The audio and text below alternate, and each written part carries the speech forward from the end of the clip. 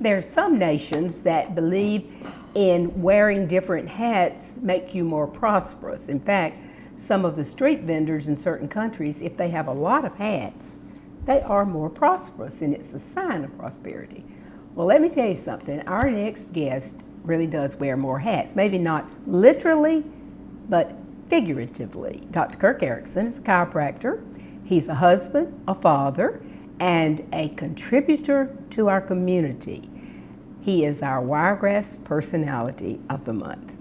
And I personally want to thank him because he spends time coaching our young people both in football, basketball, and baseball, plus has a full-time practice in chiropractic care.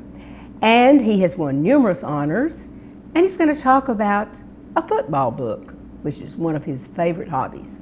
Dr. Eriksen, thank you for coming and sharing with us, and thank you for what you do to help our young people. Thanks, Sam. And it's sort of that's your whole, you work at your practice and help people, but you like to go out and have hands-on with these young people. Well, I guess I would say coaching is my hobby. And I've coached about all the sports, but I would say football is probably my number one favorite sport. And, you know, I played for a famous coach, played in a great program, had great memories. And, you know, what I love about football, it's the ultimate team sport. And not every kid, when he gets into the high school level, can play basketball or baseball because there's a limited number of kids that can make the team, and you have to have a certain skill set to be able to play those sports. But every kid can participate in football if he has two things. If he's tough and he's willing to work. And guess what? If you're tough and willing to work, that's going to help you throughout the rest of your life. Absolutely. Now, being big, fast, and strong helps in football, but you don't have to have that. And that's what's wonderful about football being, the ultimate team sport, because every player has a role. You know, you've written a lot of professional books, and you've been honored. Your most recent honor is sitting here on the table. You had to fly off somewhere, I forgot where, and receive that. Tell us what it is. It's a scientific award, and I guess I'm not quite sure all the criteria they use to give me the award, but I think probably one of the main things is a study that is in review at a prestigious medical journal right now. I was the lead author of the study. There were several doctors involved, but it involved 1,100 patients that were under care, the type of chiropractic procedure that we're specially trained in.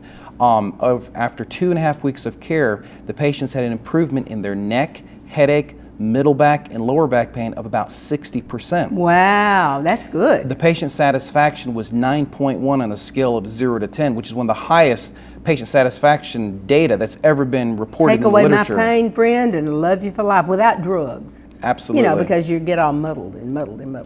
But of course, we honor you for the honor. But one of the things you are talking about, your football book, how far along is that? You're writing about the coach and his, yes, I guess, ability to lead and to inspire. Well, I have to turn it over to Phil Paramore. He's going to be one of my editors. And I recommended Phil, so I know he'll do a good job. Yeah, he's the perfect choice.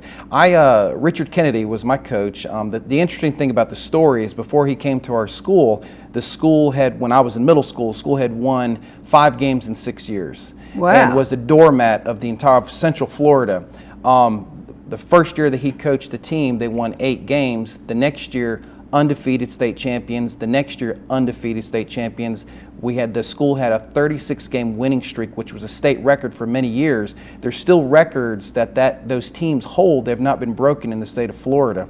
So it meant something special to be a Denellen Tiger back in those days. And I guess it's those memories and I still dream about it. And that's my passion for really wanting to, help do my little part at Providence Christian School to help coach the players over there on the JV level. Yeah, your son Kyle is quite spectacular.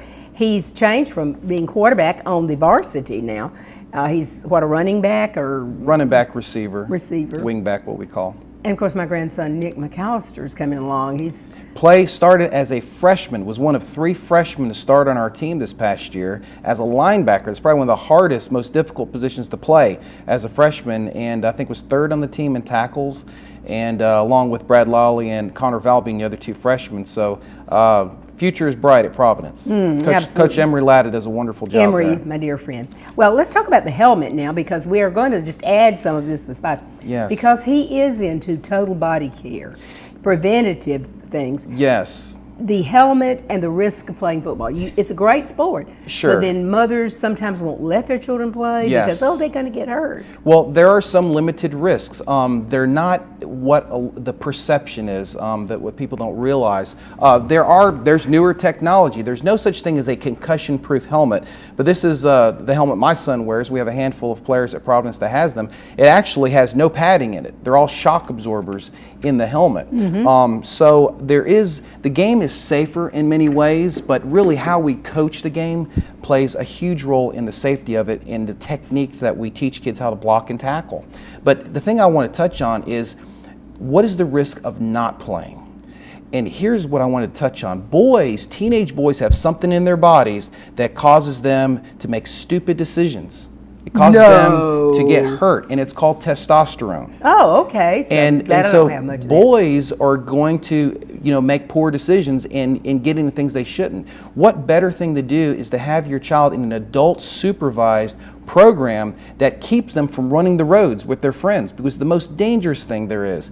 We know that motor vehicle accidents are the #1 cause of death in teenagers. Over 5,000 teenagers die every year. Driving, drugs. Absolutely. And some parents may think nothing of letting them have a motorcycle, but they won't let them play football. But yet, if you are in a motorcycle accident, you are 16 times more likely of dying than if you're in a car accident. Only about 20% of the motor vehicle accidents result in injury or death. That number goes up to 80% on a motorcycle. So we have relative risks. It's important to keep these teenage boys active and busy. Football takes up a lot of time, and it keeps them from getting involved in many things. And I'm a firm believer in that. I've seen countless examples of that. I want to tell you something. A brother-in-law of mine wanted to play football so bad. He was an only child. His mother would not let him. And even when he was burying her, he was not happy with her because he missed football. And you cringe sometimes at the choices your children make, but do you let them play and be happy and risk? Life is a risk. But getting the proper equipment is important, and proper skill sets with proper coaching. How long before your football book comes out? Well, I hope to get it out by next fall. Okay. It kind of depends. Will I get to meet your coach? Absolutely. We want to have him on the show. He's a great man. The thing that's interesting about Coach Kennedy is that as I was a teenager, he was so hard on us. He was very hard. We had so many rules. The coach was hard on you? It was like playing for Bear Bryant. But I can tell you, the influence he had on my life, keeping me from drinking alcohol, getting in drugs, all kinds of other bad stuff boys get into, especially where I'm from, he had the largest role, probably a larger role than my parents or the church. Be quite honest with you. He had something that I wanted, and that was I wanted to be a football player. I wanted to be a Denellen Tiger, and I was willing to put aside all of this bad stuff, getting in trouble in school, getting bad grades. Because you had to make good grades to play for him. Absolutely. And so you look back on it as an adult, and I appreciate him so much more so than I did as a teenager, where we didn't understand why he was so mean and tough on us. But now you're a mean and tough guy. Oh, well, I hope you have a wonderful new year. And by the way, watch us next Sunday, because Dr. Eriksen is going to give us how many rules for having a healthy? 7. 7 important rules for having a healthier, happier new year. That's coming up next Sunday on Sunday Morning with Ann Barnum. Our special guest, Dr. Kirk Eriksen. If you would like to contact him and find out about his practice, any of these suggestions, he does speak, he gives interviews, and helps you. He has a website that's interesting. It's 793-7992, his phone number, or www.chirohealthinstitute.com.